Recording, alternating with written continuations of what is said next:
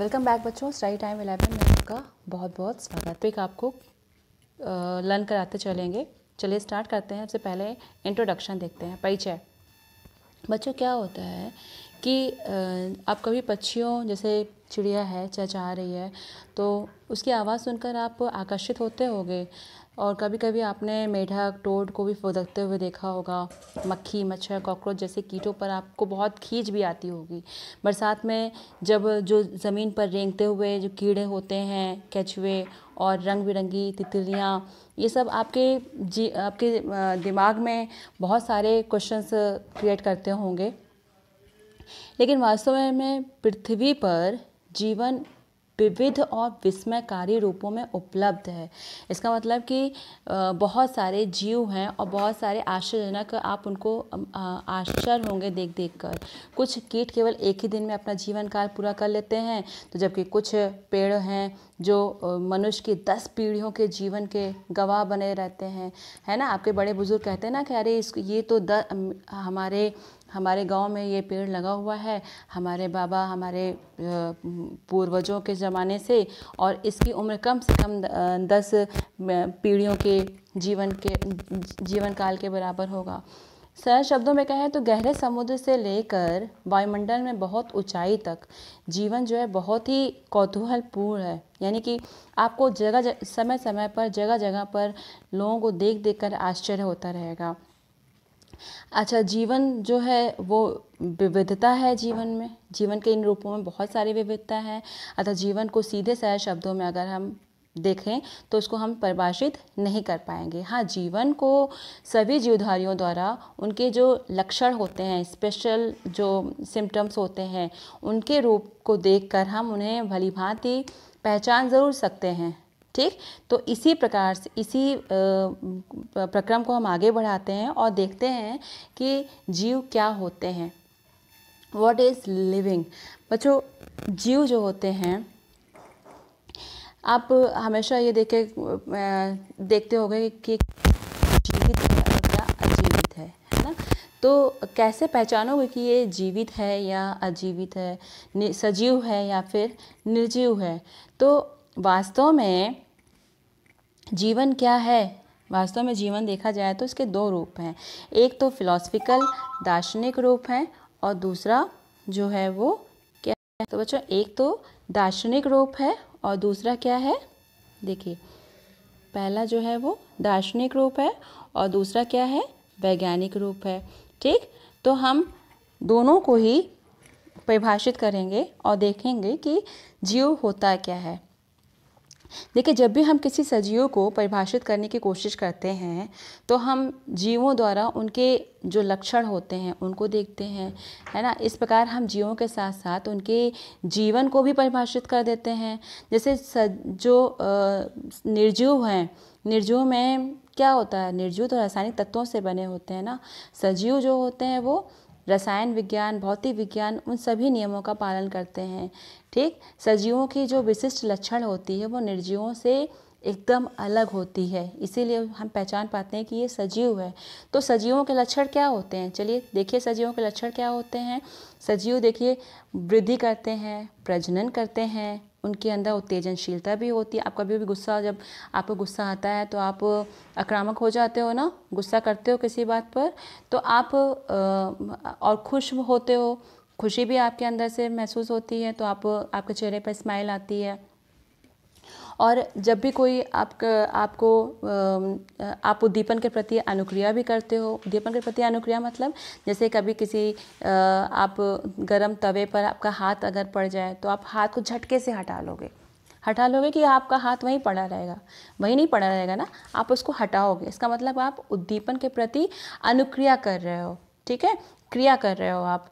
तो ये सब सजीवों के प्रमुख लक्षण होते हैं। साथ ही कुछ हैं जैसे मेटाबॉलिज्म है, उपापचय और स्वप्रतिकृतिकरण की क्षमता यानी कि एबिलिटी टू सेल्फ रेप्लिकेट, सुसंगठित शरीर यानी कि वेल ऑर्गेनाइज्ड बॉडी, अनुकूलन की क्षमता, एबिलिटी टू एडॉप्ट, ये सब चीज़ें हैं जो हमें सजीव बनाते हैं। सजीवों के जो प्रमुख लक्षण हैं, चलिए एक एक करके उनको हम डिस्कस करते हैं। पहला लक्षण है सजीव सुसंगठित होते हैं। सुसंगठित मतलब क्या हो गया कि लिविंग बीइंग्स आर ऑर्गेनाइज्ड ठीक। और जीवों के जटिल शारीरिक संगठन का प्रारंभ परमाणुओं से होता है। अगर हम देखें तो आपके दिमाग में कभी कभी आता होगा कि ये सजीवों का निर्माण हुआ कैसे, वो आया कहाँ से। तो बच्चों, सबसे पहले जो चीज़ बनी है जो धरती पर, पृथ्वी पर, वो है परमाणु। क्या बना है? परमाणु। परमाणु से अणु बने हैं और अणु से क्या बना है? देखिए, स्टार्ट करते हैं हम पहले परमाणु। मान लीजिए परमाणु मतलब समझ रहे हो, एटम। एटम जो किस एलिमेंट की इकाई मानी जाती है, ठीक है। एटम यानी कि परमाणु जो होती है वो तत्वों की इकाई मानी जाती है और मौलिक इकाई यानी कि फंडामेंटल यूनिट मानी जाती है। अच्छा, यही परमाणु जब दूसरे परमाणुओं से जुड़ जाते हैं तो अणु बना देते हैं, ठीक। और यही अणु विशिष्ट प्रकार से जुड़कर, एक दूसरे के साथ जुड़कर क्या बनाते हैं? कोशिका का निर्माण करते हैं। कोशिका जो हमारी फंडामेंटल यूनिट है, लाइफ की फंडामेंटल यूनिट है, जीवन की इकाई है। अच्छा, और यही कोशिकाएं जब इकट्ठा हो जाती हैं, बहुत सारी कोशिकाएं इकट्ठा होकर एक ग्रुप में, तब क्या बनाती हैं? तब ये टिश्यू बनाती हैं, यानी कि उत्तक बनता है। फिर और बहुत सारे उत्तक मिलकर अंग तंत्र का निर्माण करते हैं। फिर बहुत सारे अंग बनना शुरू होते हैं, तो वो अंग से अंग तंत्र का निर्माण करते हैं। और अंग तंत्र से क्या होगा? जब पूरा अंग तंत्र बन जाता है तो एक जीवधारी का निर्माण हो जाता है। तो बच्चों, ये इसी प्रकार से सजीव का निर्माण हुआ है, ठीक। चलिए अब आगे देखते हैं कि जैसे ये सजीव यानी कि जीव जगत में सजीवों का निर्माण हुआ, यानी कि जीवधारियों का निर्माण हुआ। अब जीवधारी जो हैं वो, उनका जो संगठन है वो भी बहुत विस्तृत है। मतलब एक ही प्रजाति के एक स्थान में निवास करने वाले जो जीव होंगे वो क्या बनाएंगे? पॉपुलेशन बनाएंगे। मतलब बहुत सारे लोग इकट्ठा एक जगह पे होंगे तो क्या होंगे? पॉपुलेशन बनाएंगे। और यही पॉपुलेशन, विभिन्न प्रकार के ये जो पॉपुलेशन है, ये सामूहिक रूप से क्या बनाते हैं? जीव समुदाय बनाते हैं, यानी कि बायोटिक कम्युनिटी का निर्माण करते हैं। जीव समुदाय अपने भौतिक पर्यावरण से बहुत सारी क्रियाओं द्वारा इकोसिस्टम का निर्माण करते हैं। इस प्रकार अगर हम कहें तो पृथ्वी के सारे इकोसिस्टम मिलकर क्या बना रहे हैं? बायोस्फीयर बना रहे हैं। क्या बना रहे हैं?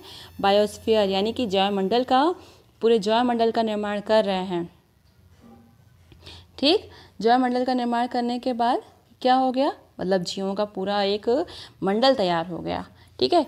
चलिए अब आगे बढ़ाते हैं कि सजीव एक खुला तंत्र है। पहला तो था कि सजीव जो हैं वो सुसंगठित होते हैं, और दूसरा हमारे पास टॉपिक क्या है? सजीव एक खुला तंत्र होता है। खुला तंत्र मतलब क्या हो गया बेटा? Open system. A living being is an open system. इसका मतलब क्या हुआ कि देखिए, जब अपनी जीवित अवस्था को बनाए रखने के लिए तथा जैव क्रियाओं को निर्विघ्न रूप से संपन्न करने के लिए सजीव बाहर से लगातार पोषक तत्वों और ऊर्जा को प्राप्त करता है। अब जैसे आपको जीवित रहने के लिए क्या चाहिए? एनर्जी की ज़रूरत है, ठीक है, ऊर्जा की ज़रूरत है। और वो ऊर्जा आपको कहाँ से मिलेगी? जब आप भोजन करोगे तभी तो मिलेगी ऊर्जा। और वो भोजन में हमें क्या मिल रहा है? न्यूट्रिएंट्स मिल रहे हैं, न्यूट्रिशन मिल रहा है उससे हमें, ठीक। और वही न्यूट्रिशन, वही एनर्जी हमें आगे काम करने के लिए प्रेरित करती है, तभी हम कार्य कर पाते हैं। तो भोजन से जो पोषक पदार्थ मिलता है उसका उपयोग या तो ऊर्जा प्राप्ति करने के लिए किया जाता है, या फिर शरीर के संरचनात्मक घटक के रूप में होता है, यानी कि अपनी बॉडी को और सुसंगठित बनाने के लिए किया जाता है। जैसे हरे पौधे हैं, चलिए हम हरे पौधों की बात करते हैं। जब हम सजीवों की बात करते हैं तो हमारे साथ हरे पौधे भी जुड़ जाते हैं। सिर्फ मनुष्य ही या जीव जंतु ही नहीं जुड़ते हैं, सजीवों में हरे पौधे भी आते हैं। तो हरे पौधे अपना भोजन जो है वो सरल अकार्बनिक तत्वों से स्वयं बनाते हैं। आपको पता ही है कि प्रकाश संश्लेषण की क्रिया द्वारा पौधे अपना भोजन स्वयं बनाते हैं। तो ऐसा तंत्र जिसमें सतत रूप से पदार्थों का व ऊर्जा का इनपुट और आउटपुट होता रहे, यानी कि आता रहे और जाता रहे, तो उसे हम क्या कहेंगे? खुला तंत्र कहेंगे, ओपन सिस्टम कहेंगे। यानी कि हमें ऊर्जा मिल रही है और ऊर्जा हम निकाल भी रहे हैं। जैसे क्या हो रहा है कि ऐसा तंत्र जिसमें सतत रूप से पदार्थ व ऊर्जा की आवक और जावक होती रहे, तो खुला तंत्र कहलाएगा। ऊर्जा की अनुपस्थिति में किसी भी तंत्र की तरह सजीवों में भी डिसऑर्डरनेस या एंट्रोपी बढ़ जाती है, यानी कि अनियमितता आ जाता है। अगर ये ऊर्जा ना मिले तो क्या होगा, तो सजीवों में क्या होगा, डिसऑर्डरनेस आ जाएगा, अनियमितता हो जाएगी। जैसे कभी कभी आप देखते होंगे कि अगर कुछ लोगों को प्रोटीन नहीं मिल पाता है तो उसकी कमी से उस क्वॉशर को मैरेस्मस जैसे रोग हो जाते हैं, ठीक। या हमें अगर बैलेंस डाइट नहीं मिलेगा तो हमारी बॉडी क्या होगी, वीक हो जाएगी, न्यूट्रिशन की कमी हो जाएगी, ठीक है। लेकिन अच्छा, निर्जीव क्या होते हैं, यही अंतर है सजीव और निर्जीव में। सजीव में एक सजीव जो होता है वो ओपन सिस्टम की तरह काम करता है, और निर्जीव जो होता है वो क्लोज सिस्टम ही काम करता है। भाई उसमें ना तो एनर्जी की ज़रूरत पड़ती है, ना एनर्जी इनपुट हो रहा है, ना एनर्जी आउटपुट हो रहा है, ठीक। तो सजीव तंत्र से लगातार, सजीव क्या कर रहे हैं, तंत्र से लगातार कार्बन डाइऑक्साइड, नाइट्रोजन ये उत्सर्जित पदार्थ, ये इन सब ऊर्जा का आउटपुट भी करते रहते हैं, ठीक है। जो एनर्जी उन्हें मिल रही है जो भोजन से, उसके बाद इस तंत्र से लगातार कार्बन डाइऑक्साइड का जो नाइट्रोजनस वेस्टेज होते हैं उनको आउटपुट भी करते हैं, क्योंकि इनका इकट्ठा हो जाना जीवों के लिए बहुत ही हानिकारक हो सकता है, हानिकारक हो जाएगा ना। तो इस देखिए ये पूरा वो दिया गया है कि कैसे कोशिकाएं जो होती हैं वो ऊर्जा को और पदार्थ को अपने अंदर लेती हैं, और उसके बाद फिर उसको ऊष्मा के रूप में, उत्सर्जित पदार्थों के रूप में, कार्बन डाइऑक्साइड के रूप में, वाटर के रूप में इसको वो बाहर भी निकालती रहती हैं, उसका आउटपुट भी होता रहता है, ठीक है।